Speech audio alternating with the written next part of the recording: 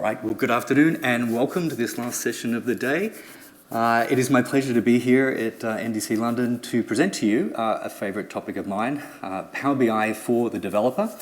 So the first introduction is myself. I'm a data platform MVP with Microsoft of 16 years. I actually work with the engineering groups in documentation for Power BI, and it is one of my passions. And so I'm here to share with you the story of Power BI and how it could be relevant for you as a developer. And I come all the way from Melbourne. And I come all the way from the furthest reaches of the Metropolitan line. My name is Chris Webb. I work on the Power BI customer advisory team at Microsoft. Unlike you, it's not just my passion. Power BI is my entire life. I obsess about Power BI. I spend all my day working about it, and then I blog about it in my free time. That's me. And then I think we asked who you were. So thanks for those that were here and participated in this survey. For some that are perhaps new to Power BI, what you're looking at here is in fact a Power BI dashboard that has been set up as a real-time dashboard. So you may have noticed that sub-second that when you submitted the results or the answers to the survey, they were reflected here through what we call dashboard tiles. So let's take a moment to understand who you are as an audience. So thank you for the 16 submissions. Not too interested in your age, it was just getting some data. So we can see an average of about 44. As we expect for this presentation, focusing on the developer opportunities with Power BI, we can see that the majority of you are software developers, so the right people in the room. Now, the column chart at the bottom right is the histogram that says the self-rating that you've given yourself. And I've got a question for you. What do you think the average experience in the room is, just by looking at that visual? Somewhere between 0 and 10, but you're going to spend a little bit of time either calculating it or guessing. And in the world that we live in today, what do you think happens when businesses make decisions off estimates and guesses, right?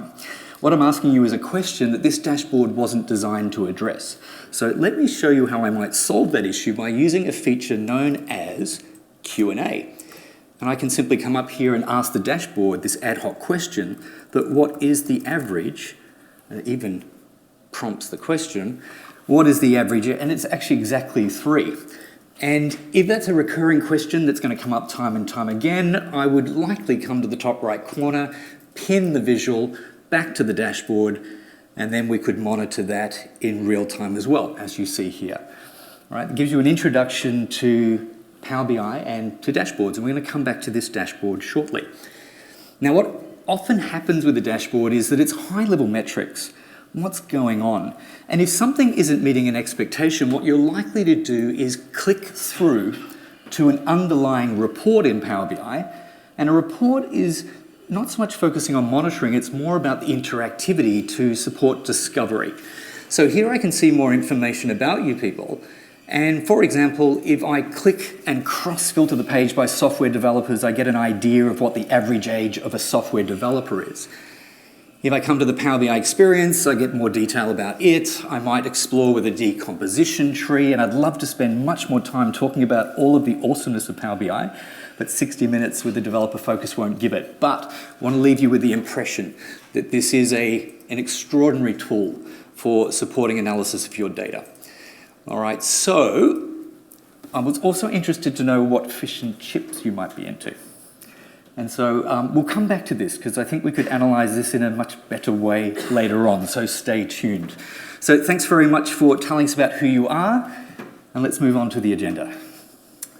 Cool. So we'll be introducing Power BI. You'll be doing some great demos with building Power BI reports and dashboards, doing stuff with real-time Power BI. Goodness me, even doing a little bit of development, won't you? So let's get on. Let's start off by finding out, well, what is Power BI and what's it all about? Because by the way, we noticed that some of you said 0. So for those that said 0, we're going to give you a very brief introduction to what this product is. Over to you, Chris. All righty. Well, first of all, what is BI? BI stands for Business Intelligence. Anytime your business wants to be able to understand its data, that's what business intelligence is. You can call it lots of other different things. It used to be called decision support, analytics, all of these things. Data science nowadays is a lot of graphs and charts as well. But basically taking your data and turning it into useful information to help you make decisions about your business. Now, Power BI is the world's leading BI platform. Obviously, I work for Microsoft, I would say that, but Power BI has come from nowhere in the last 6 years to come and kind of take over the world. We have literally tens of millions of people every month who use Power BI reports. We've got millions of people every month who build Power BI reports. We are an order of magnitude larger than the competition, and we still grow. We've had triple-digit growth for our service for every year for the last 6 years. So, what is Power BI, and what are all of the bits of it? So, what does Power BI give you? It gives you deeper understanding of your data so you can make better business decisions. It integrates, as you would expect, nicely across all of your other Microsoft products and services, especially Azure. But we also do integrate nicely with AWS and GCP as well. And it started off as a self-service BI tool, but now we have an awful lot of functionality support to support enterprise and professional BI development as well. And notably, it can be embedded. Absolutely. So, what are the various bits of Power BI? Power BI is a cloud-native service, and when I talk about the Power BI service, Peter and I talk about the Power BI service, we're talking about a cloud-based service for hosting and viewing and interacting with your reports and dashboards. Power BI can connect to 200 plus data sources, so pretty much any data source that you want to be able to get data from, you can get data from and move it into Power BI for reporting purposes. It also means that you can connect not only to cloud-based sources, but you can connect to on-prem data sources as well. So there is a component of Power BI called the on-premises data gateway, which allows you to connect back to all of those old-school databases you have running in data centers on-premises. Other bits include our development experience, Power BI Desktop. We also have a tool called Power BI Report Builder, which, does anybody remember SQL Server reporting services? This is an old audience, yes. So, Power BI Report Builder allows you to build effectively what are SSRS reports, and you can also run SSRS reports in the cloud with Power BI in the Power BI service now. So those are our development tools, and then if you want to consume Power BI reports, you can consume them through the browser, on your mobile device, in specialized mobile apps, tablets, and even inside your own applications. So, I would say if you want to get going with building Power BI reports, the place to start is Power BI Desktop. It's a free download, it needs to be Windows, but you can just download it for free, get going, start playing with it. And if you sign up for Power BI, you can also sign up for a Power BI free license and start publishing and see what your reports would look like on the Power BI service. So the Power BI service, like I said, is our cloud-based service. Power BI Desktop and Power BI Report Builder are your development tools. If you want to be able to do anything useful in your organization with Power BI, you have to publish the reports you build in Power BI Desktop up to the Power BI service. That's where the people who view your reports will actually go and get them and find them. We do have various levels of service within the Power BI service. Out of the box, the Power BI service works fine, but if you are working with larger amounts of data, and there are some licensing benefits, if you've got more than a couple of hundred users, you might consider buying something called Power BI Premium. We will talk a little bit about that later. If you're old school and can't put your data in the cloud, we do have an on-prem service called the Power BI Report Server. Personally, I would say that's a bit retrograde, and you probably want to use Power BI in the cloud, but Power BI Report Server gives you most of the same functionality as an on-prem server.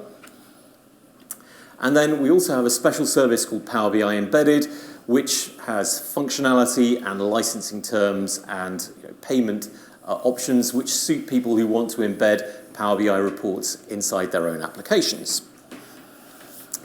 What does the development lifecycle look like? Well, it's basically what we've got here. First of all, if you are building a report, the thing that you need to start with is the data for that report.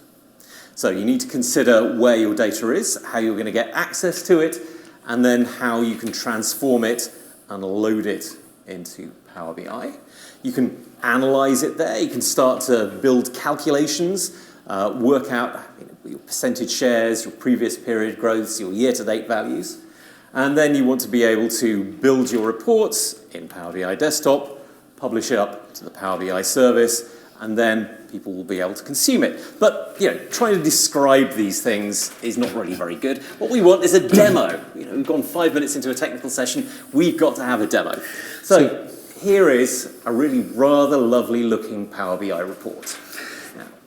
And it's lovely and it's interactive. So note across the top, the design of this report is encouraging you, in fact begging you, to filter and narrow down to the data that is of interest to you, whether it's time periods or sales regions. The design of this report gives us some high-level metrics, but also using bookmarks in the design, we've got this tabbed effect of allowing us to reveal the data in different formats, in this case a spatial format, and note the way that we can hover over a state and see additional detail on demand.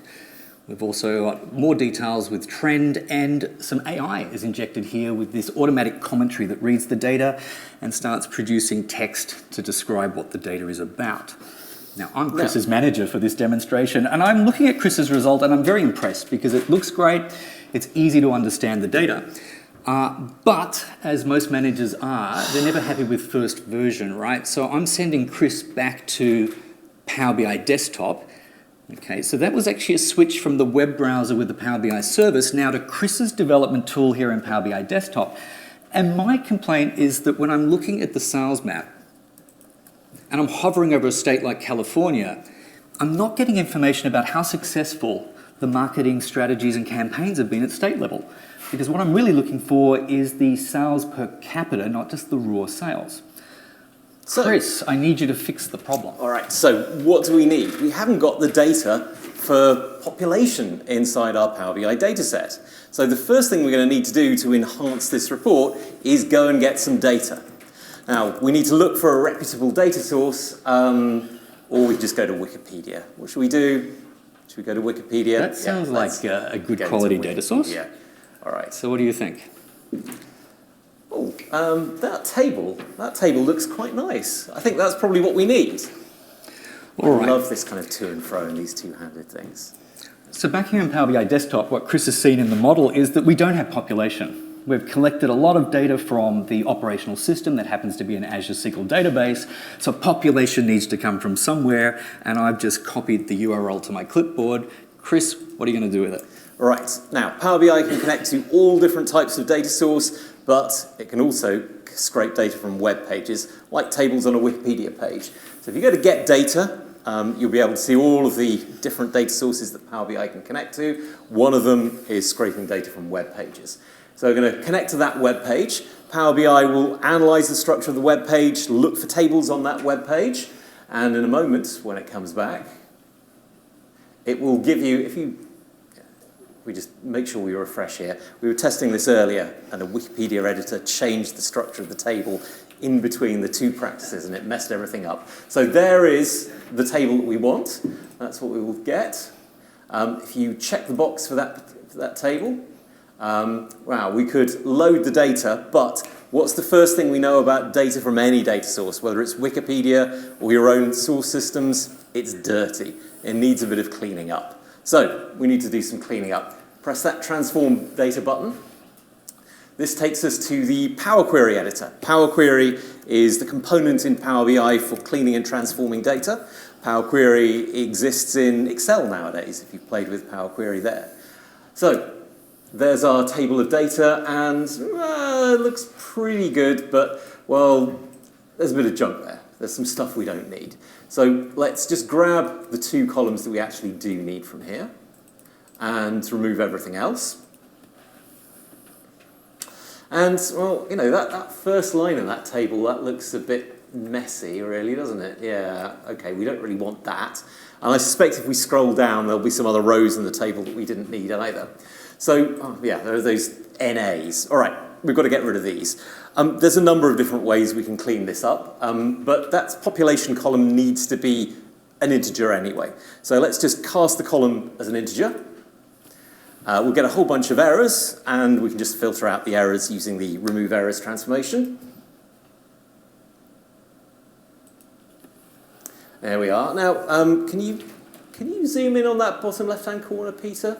Because last thing I remember, there weren't like 55 states in the US, even if you were kind of like counting all of the different things like District of Columbia. And that, well, there we are. There's the problem. Contiguous United States. Like, this is going to mess up as well. So again, we need to filter that out. One way we can do this is by just putting a filter on the column and say, let's get only the rows where the population is less than, what, 50 million. I think that'll probably do the job. Click OK. We should probably clean up those column names, I think, shouldn't we? You're doing the job. What would you like to name them? Well, yeah, let's just... State or territory is probably OK, but let's make that just population, I think. There we go. And I think we're probably good to go, aren't we? So let's load this data into our Power BI dataset. And this is going to result in a table of data with a list of state names and populations. There's 52 rows added. Now, here in this diagram, you can see all of the tables and you can see the relationships we set up between them. In our Power BI dataset, you can just take these tables, join them all together. You're predefining the joins between the table at design time so you don't have to build these joins when you're actually designing your report. What we need to do is take the state name from the state table and join it onto state or territory there. Those of you who know a bit about Power BI might say, well, it's a one-to-one relationship with a bidirectional relationship. But it'll work for this demo. And I think we're probably good now, aren't we? I think so. As far as the modelling But goes. let's just reflect on what Chris has achieved. There's operational data coming from an Azure database, and web data coming from a web page has been integrated into a single model, allowing us now to perform a calculation. So, what's that calculation we need? We need like per capita sales. We don't want the overall sales per state, we want per capita sales. So what we're going to have to do is we're going to have to take our sales coming from the sales table and divide that by the population for whatever state we're looking at. So Power BI's got a query and calculation language called DAX. We don't want to learn that in a session like this. We don't have enough time. So let's do this as a quick measure. It's going to be a division. This is DAX for dummies. So wizard-style DAX calculation. So what have we got, Chris? So the numerator, well, that's going to be the sales, isn't it? And the denominator is going to be the population. So click OK. Probably want to rename that to be something other than, say, sales per capita. And then that like quantity box, let's replace that with sales per capita, and let's also change the number of decimal places. There we go. And let's test the report, shall we?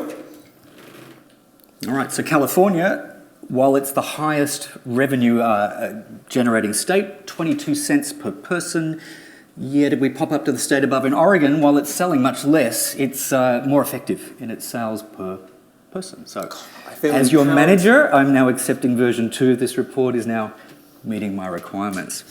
So how are you going to distribute this to me? Well, I think we need to publish it up to the Power BI service, I think, don't we? And that sounds good to me. So this is local development. Power BI desktop is on Chris's desktop, so I go ahead and save.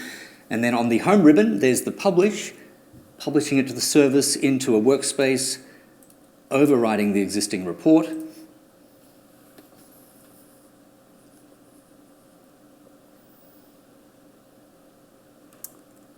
Hoping the conference Wi-Fi doesn't give out. So far, so good. Yes, we have success. So now switching across to our web browser, reloading this report.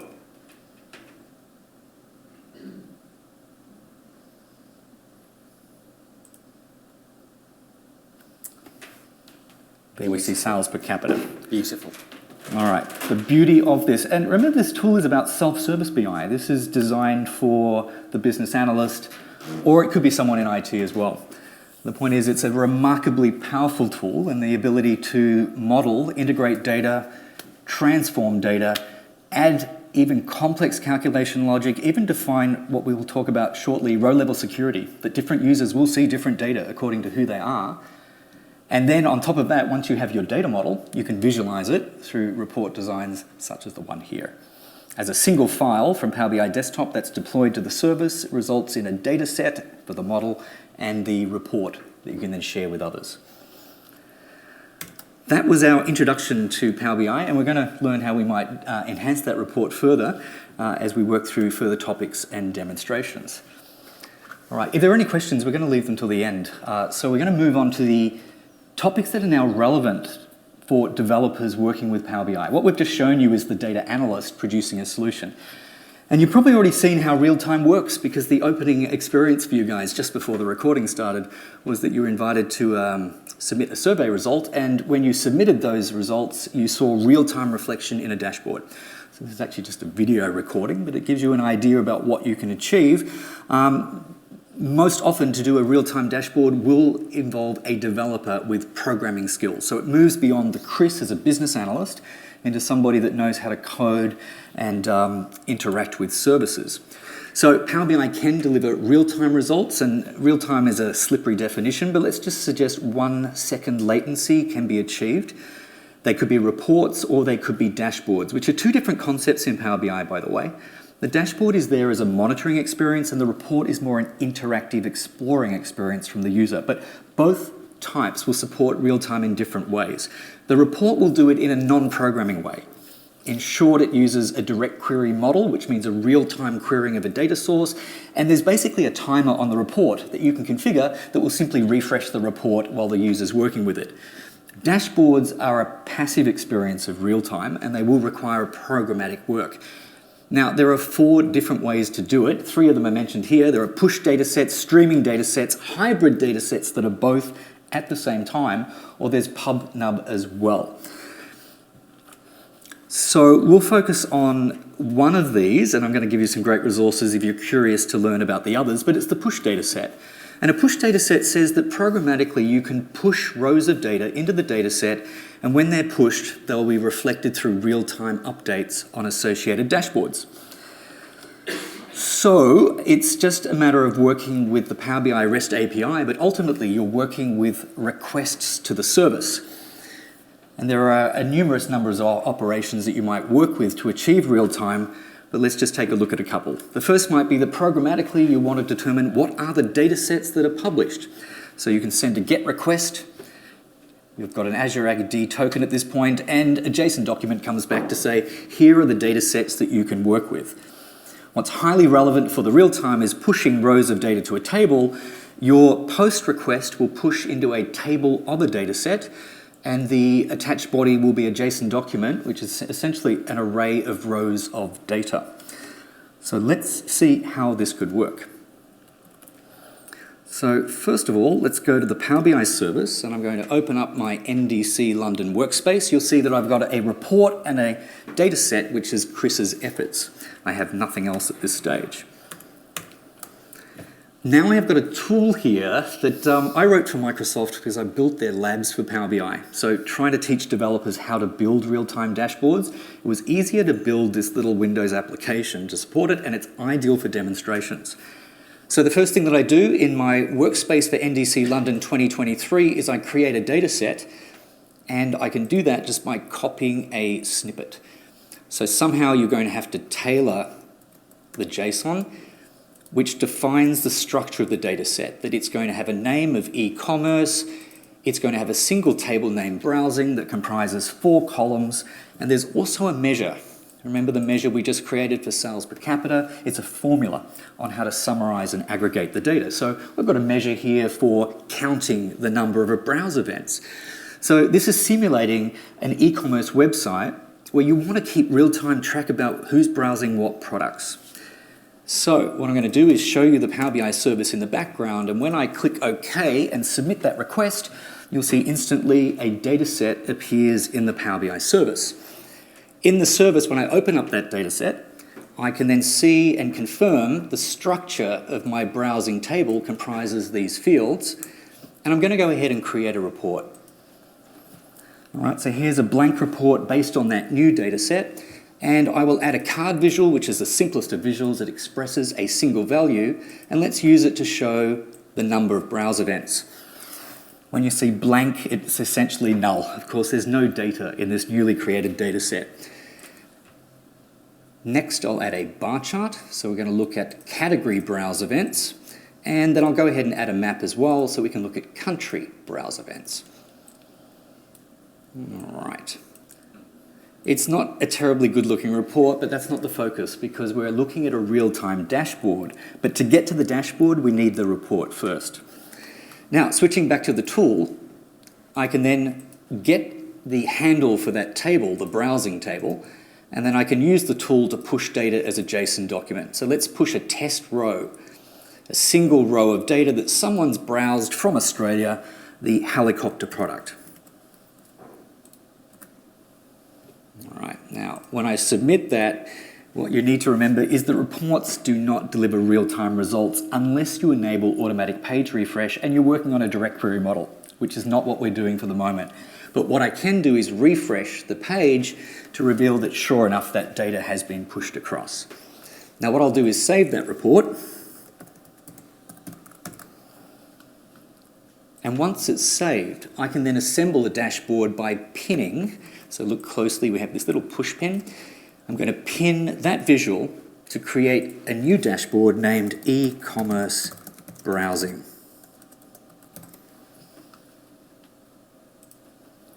And I'll also pin the other two visuals. And now that I've pinned them, I can go to the dashboard, and here is our real-time monitoring experience. So the next thing that the tool is going to do for me is allow me to push a stream of data. And so what I'm able to do is upload a CSV document with some sample data. And then through random generation, every second, it's going to push between 10 and 20 events. And it's going to put the current date and time into the column of the table named timestamp. All right, let's start that happening. Let's switch and have a look at the dashboard. And there we go. So as a developer, what you'd be required to do is generate the dataset definition, and then your application, as and when it needs to, is just going to push rows into a table of that dataset. So imagine that you've got a student enrollment system and the headmaster wants to know real time how many students are being enrolled. Well, when your application is doing something like inserting the new enrollment, you've got some other logic that says push this JSON document to this dataset. Q&A works beautifully here as well. I could ask the question, what were the browse events by timestamp?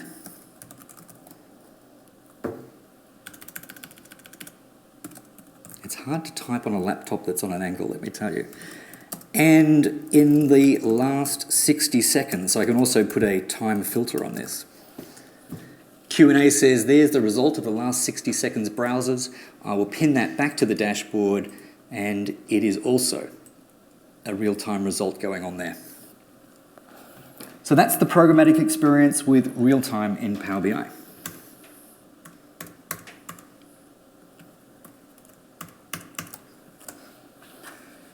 Resources, and by the way, if you stick around at the end of this presentation, you can download the PDF of this, and it should be available through the NDC site as well. But if you want to know more about real-time, there's a bigger discussion to be had, and there are other alternatives to consider. I wrote the learning path for Microsoft on this, so everything you need to know about Power BI real-time is the first link. More details about the REST API is next. Or if you want the no-code approach for a real-time report, then take a look at the automatic page refresh feature, which should appeal to people like Chris that might be able to produce real-time without code.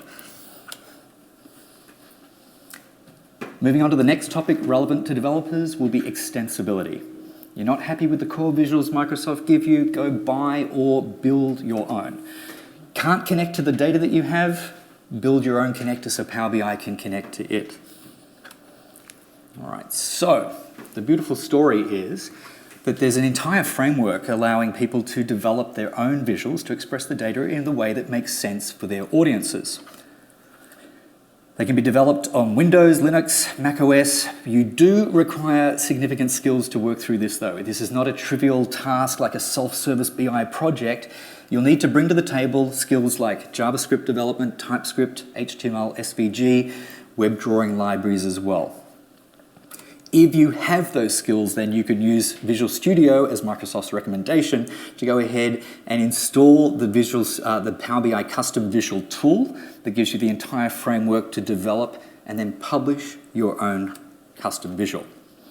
So there is a bit of a life cycle, and I'll just keep this brief, that what you'll do is work through creation, coding, testing, packaging up the visual itself, and optionally you could submit it that it might become publicly available, that other people can enjoy and benefit from your visual through the Microsoft App Store. Or you might submit it internally, that it becomes available within your organization. For creation, testing, and packaging, there is the custom visual tool that you can install from GitHub. When it comes to coding, you've got the API, and from testing, it's the Power BI service itself. So there's a whole experience where you enable development testing. In the Power BI service, you'll add your custom visual, and then you can debug live through the service as well.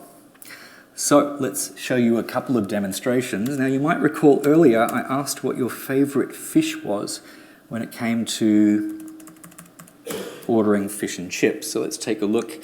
We've got this rather uninteresting, how would you describe it, Chris? Visualization to express people's choice of fish. Pretty dull, I think, and unengaging.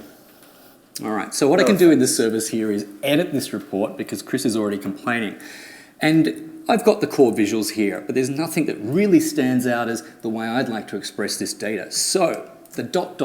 or the ellipsis as we call it, comes to the rescue, and it allows me then to get more visuals. And it opens up App Source, and it allows me to bring in any custom visual that's been publicly published. So I'm going to search on the aquarium to find that Enlighten Aquarium might well suit what I'm looking for. So it provides me some further information about it, and I'm satisfied that this will do the job, so I add, and that custom visual is now imported into the report definition, and you'll see that it's now available down here. And so I select the visual that is the bar chart, and I switch it across to become the Enlighten Aquarium. And what is that big blue fish? So the winner, or the most popular, is the cod, with 6 people enjoying it.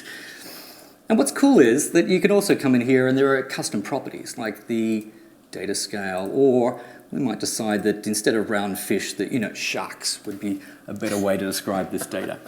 The point that we're making here is that you're really constrained by your imagination when it comes to how you express your data.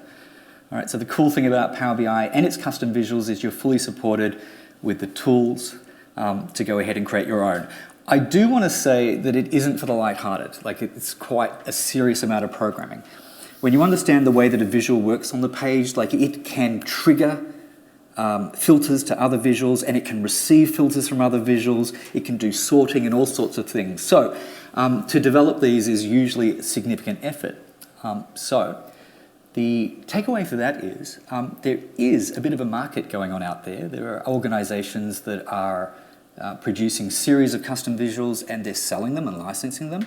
Or there are individuals that are providing private services to typically larger organizations that do want that ability to express the data in the way that makes sense to them. Switching to Chris's effort and back to the little tooltip page we've got here, the other approach is that you don't need to go to the marketplace. You can import from a file. And so there's already a pre-built PBI viz file here, which is what gets packaged as a result of you building and developing a custom visual.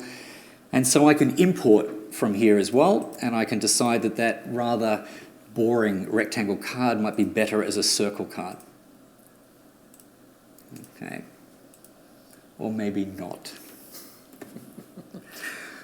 But the point about that is, when it comes to the resources about custom visuals, I'll leave them here, but I built a lab for Microsoft, maybe 5 years ago, which was the simplest custom visual you could ever build, which was the circle card, simply expressing a single value.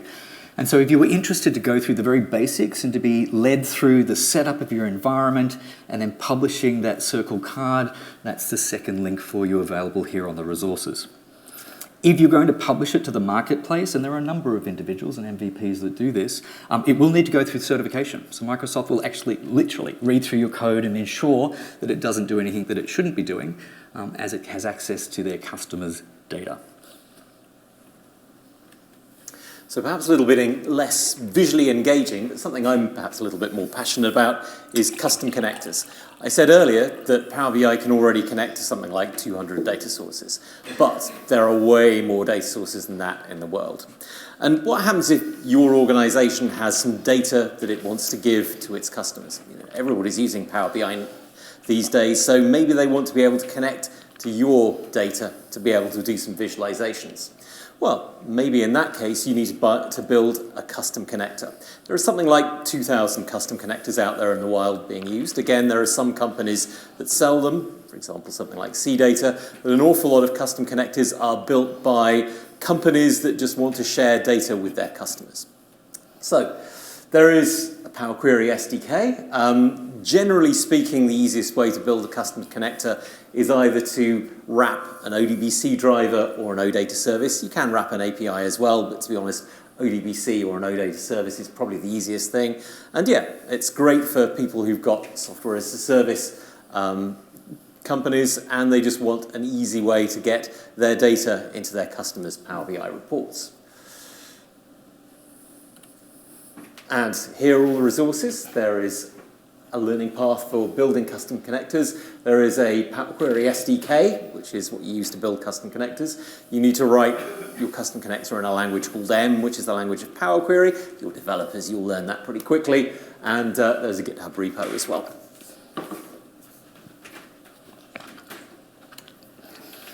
So we move beyond the extensibility story of visuals and connectors to the last topic, but perhaps the biggest topic for developers is the ability to embed Power BI content within your own apps. So there is full support for this. There's an amazing story I'm about to share with you.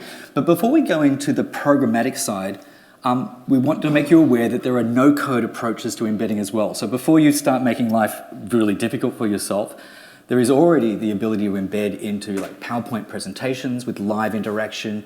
You've got the ability to embed into Teams, even into Teams conversations. You can say, here's the numbers I'm talking about, there's the report, and there's a highlight on the value that I'm discussing. SharePoint is possible, and a good mention to publish to Webb, Chris. I might leave this one to you. Publish to Webb. Well, as an alternative to embedding. Yes, if you're a company or an organization that just wants to share Power BI reports with the world, and there's no security needed, perhaps you want to put it on your public web page, there is an opportunity to take your Power BI reports and just publish them to the public web. I do not recommend this with sensitive data. Some people try and get around the licensing by using publish to web. If you do a search on your favorite search engine, you can find all kinds of data that people have shared and published to web. But, local councils use it for bin collection stats, that kind of thing. There are various COVID dashboards that were built by governmental organizations as well. So, publish to web is a great option if you just want to put something on a web page and not have to pay for it. Yeah, so the term that Microsoft like to use is data journalism. Right, I'm writing a blog and I'm describing the COVID spread in my local state. Instead of describing in words, a picture or a Power BI report can tell it so much nicer. Now, the cool thing to say about Publish to Web is it is the only sharing technique that you can share with external users that doesn't cost you anything. I had a student in a class. She worked for a historic society in Tasmania, and they've got a website where they show details about convicts and such forth, is that at no expense whatsoever, using a Power BI free license, they could get their data published to web and embed it into their website. All right, so when we talk about other embedding beyond these no codes, usually there's going to be some licensing consideration to do so. All right, so now that you know what the potential is and that there are these alternatives, we leave them to the side and say, okay, as developers, what can you achieve? And before we dig into that conversation, we want you to consider, you do have a decision to make. Do we build our own visualizations and reports and embed them, or do we leverage somebody else's? So comparing the options, if you are going to build it yourself, it will be time consuming. It's therefore likely to be expensive, and it's a shift of focus from probably what you really want to do, and that's just get that application written, tested, and published. The alternative to buy it then is, frankly, simple and easy. Therefore, you're faster in producing your solution. It's usually cost effective. And this is huge for Power BI because this is a product that's, 5, 6 years old now? 6 years or so, yeah. And still month by month and week by week for the service is evolving at such a point that there are massive amounts of features. In fact, it's exhausting keeping pace with what's new. But the brilliance is that if you're leveraging a service like Power BI, well, you can immediately leverage and benefit from the new capabilities that are delivered. So once you've made that decision, you say, okay, for what we need, it actually makes sense to buy it. Let's then have the conversation about what you can do with Power BI and embedding. So essentially, you're embedding into a web page. All you need to do, it's so simple, you just need to add a div with an ID, then you need to write a bit of code and get security tokens. But what happens is Power BI will, through client-side logic, inject an iframe and the Power BI content into that div. So there are client APIs that we'll take a look at in just a moment. And when it comes to developing, there's no restriction here. Any web development tool that you might work with and languages will work perfectly fine. At the end of the day, it is HTML and it is communication with a web service or a service in the cloud. All right, so what can you embed? There are in fact 6 different things that you could embed. The first is, and the most common, is the Power BI report. Why is it most common? Because it provides the richest and most desirable experience. Users love to play and filter and cross-filter, sort, slice, highlight. There are over 20 different interactions you can do in a report. Note that it's not just about viewing the report. Your application could allow the editing of reports and even the creation of new reports through your own application. Next, you can embed a single visual from a page of your report. Paginated reports, as we've mentioned, the older style, but still valuable, especially for operational reports and lists and orders and such forth. These can be embedded as well. Then moving on to the dashboards, which are more about monitoring. So dashboards can be embedded, even real-time dashboards, or single tiles from a dashboard can be embedded as well. And then the 6th is that Q&A experience could be embedded into your application. And I like this one because it saves you from having to think ahead of time and writing every possible report that your users need. You can capture the majority of those interests, but having a Q&A experience in there allows them to ask ad hoc questions. And for those, minor or one-off questions that get answered, you can solve that with Q&A. So I'm now going to introduce you to what I think is an amazing offering from Microsoft, in the sense that to support you as developers and to explore and experiment and understand what you can do with embedding, they produce this website called the Power BI Embedded Analytics Playground. So let's take a look. Welcome to the playground, and if on the left I come to explore our APIs, what you'll find is in the drop down here for sample, you've got each of those 6 options. So if you want to know what they really mean, you can just select, for example, let's go ahead and select the Q&A experience, and there's a sample report that you can work with. Then you can say at the top, show me the sample code. So it's almost a copy and paste at this point and adapt to your particular circumstances.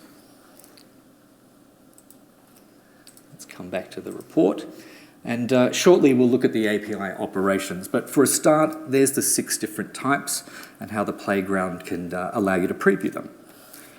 So next, what your web page will do is reference the Power BI client APIs, which is basically JavaScript. And they support doing some interesting stuff. So let's just imagine in your web app that what you've got is that div element. You inject the Power BI content into it, which results in an iframe. And then the client APIs allow communication, but this is what's interesting, it's bidirectional. Your app can communicate with the Power BI content and the content can communicate back again. And we'll explore some interesting scenarios with that in just a moment. So there are many capabilities that are supported. All of the user interactions that are natively supported in the report view by a user are supported by API operations themselves. If you want to apply slices or filters and highlighting, these can all be done programmatically. User interactions can trigger subscribable events. So a good example is that a Power BI report allows you to add a button. That button might do something locally within the report, but it could also communicate back to code on the web app itself to do something there. dynamic report layouts, capturing and sharing bookmarks, personalization of visuals, and so on. All right, so let's go back to the playground. And when you select a type of content, like the report, here on the left, you'll see all of the different operations that are supported. For example, I want to know what I can do for filtering, and basically here are all of the operations. If you want to know more detail, you can click on the information, or you can click on the ellipsis to get a snippet of code to help you work with that operation. Now, what's very cool on the left here is the ability to work with the developer sandbox. And why this is cool is you can move beyond sample at this point, and the middle option there is that I want to use my own Power BI report to explore these API operations. So I'm going to choose select a report, and then it allows me to select a workspace in my Power BI account, and there is Chris's report for sales analysis. So go ahead and embed it.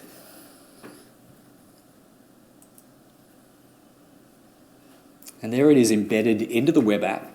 And here is 92 lines of code of what it took to embed that report.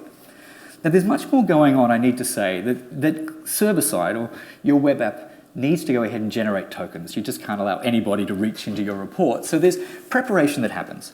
You're typically going to use the Power BI REST APIs to query and determine what are the reports, maybe populate a menu with available reports. And there's other metadata that you'll need in that process to support the embedding. In order to call the REST API, you need an Azure AD access token. So there's coding that will happen in the background, but ultimately what gets delivered to the web page will be sufficient metadata to support the embedding of your content type, and that's what you're going to see here. Now, what's very, very cool about the sandbox is that you can continue to develop this script. For example, I want to apply a page filter. So, add page filter. Actually, let's go for report filter. Drag and drop it in, and there's a snippet. Now, I need to update it because this was written for a sample report, but I know in Chris's report that the table was named region and the column was named region. And I know that the regions within this company are New England, and we'll also use Midwest. So imagine that in your app, you're navigating from one page to the other, and the context of what your user is doing is that they're analysing the salespeople and what they're doing within these two regions. Now what I'll go ahead on the menu there is go ahead and run it, so it re-embeds, and what we'll find is that when we move to the sales map, here we can see the filters just down to those two regions. All right, so ease of discovery and exploration for you as developers to work within this playground without the need to install specialized tools and so on. So what that allows you to do is some very interesting and creative things by blending your application experience and analytics. So consider a scenario like this, that your user navigates within the app. The app shows a report that is filtered to a specific region, for example. The user can interactively filter the data as they ordinarily would do within the report itself. And then they might click a button that communicates back to the app to perform some action, like a data write back or something else. So let's see how that might play out with the third demo, returning to this versatile showcase, or rather playground. So coming back to the playground, on the left here, there are showcases. So this is sort of a bit marketing, but the idea is to give you an idea of the potential of what you might do. So the first showcase, I think, works really well for what was just described, to go from insights to quick action. So in this case, Contoso have this report, and it's showing customer sales details. The filters across the top allow me to change the total spend filter for those that spent between 700 and 799. So they're the top spenders. And that narrows down the number of customers. Now, the button that you see here for create a campaign is a report button, but an event subscription has been wired up to communicate with client-side code in the app. So what's happened there by clicking the button is it's told the app, this is the data that is in the table, do whatever you want with it. And the app has then opened a dialog window and is expressing the data, allowing me then to refine my choice of customers. And being big spenders, I want them to spend more. And then I click on send coupon and I can send emails. Now, it really doesn't do that in the showcase, but it shows you the potential of what you might do here. So with some of my customers, it's awesome to start writing back to the systems and modifying the data. And then the final operation that it does is refresh the report. So within a second or two, you've modified the source data and the report is showing you the updated data. And I know as an app developer of many years ago, and I'm now a BI developer, but I'd spent a lot of time writing that type of logic of showing the data and filtering the data. Let Power BI do all of that hard work and let your app fill in the gaps. All right, so that's just one of the showcases. And I guess we might look at the clock and say, how much time do we have? 10 minutes? 10 minutes. I'll leave the other showcases for you guys. If we've got time, we can come back to it. But there it is. The playground is there for you guys to explore and understand the potential of what you can do for embedding. There's a little bit more to discuss then. So data permissions, I mentioned earlier row-level security. So Chris in Power BI Desktop could have had what we call roles, that certain people have restrictions on the data that they can see. So this becomes highly relevant when embedding, that you want to ensure that your users only see the data they're allowed to see. And certainly in a multi-tenancy arrangement, you don't want customers seeing across tenants. So row-level security could play a very important role, such that the same report that is embedded, a user from one tenant sees one subset of data, but a different user accessing the very same report would see a different subset of data. Now to move on to a deeper discussion, and an important one, that when you're embedding Power BI content, there are two different scenarios. Now we're ignoring those no-code concepts and publish to web. Embedding content, you're either doing it for your organization or for your customers. All right, what it means is that for your organization is you're embedding on behalf of users within your tenant. Okay, for your customers, these are external users. Okay, the big difference is for your organization, they're authenticating through your Azure Active Directory. For your customers, they're authenticating in whatever way makes sense for your application. The implication for this is that for your organization users have licenses already for Power BI. They can go to powerbi.com in the web browser to the Power BI service, and what they can see and open, you can embed. Now, for them to do that, they will probably have a pro license or a premium per user license. The fact of the matter is there's no additional expense for you to embed for your organization because you have access to that content anyway. When you embed for your customers, you're going to have to buy specific licenses, and there are two options. There's the premium license, which is about enterprise scalability, but also supports embedding. Or there's the A SKU, which is the Azure Power BI embedded product, which is specifically about embedding content for Power BI. Now, on a side, for you guys as developers that might be experimenting, putting a proof of concept together, these licenses are required to generate what is known as an embed token. So the security flow is that you need an Azure app registration. You need to authenticate and gain an access token from Azure AD. But then you need to generate an embed token that is basically the claims that your user has. Those claims will be for specific content. If it's a report, can you create or edit the report? And is there an effective identity that you should be limited to specific subsets of data? So that embed token can only be generated with the premium or the Azure products. With the exception for you guys that want to test and evaluate, is that Microsoft will provide you with free embed tokens. There's a number, but I wouldn't even know what the number is. So you're able to experiment until a certain point in time by creating free embed tokens. But the proviso is that you should not be doing that for production workloads. It's there to support you in evaluation, development, and test. Okay, so the big difference, embed for your organization, you're embedding what they have access to anyway, their internal users. Embed for your customers, they don't have access to your tenant. They possibly don't have Power BI licenses. If they had licenses, it's irrelevant anyway. And you may use a different authentication store for your app users in that case. A word about, I'm not going to go into pricing, but when you've expired the access to the trial embed tokens, and your next best option is to go for an A1, which is the lower SKU for the Azure Embedded. It's priced at US $1 per hour, and it's a pausable service, right? So at that point, if you leave it running all month, it's about $700 US.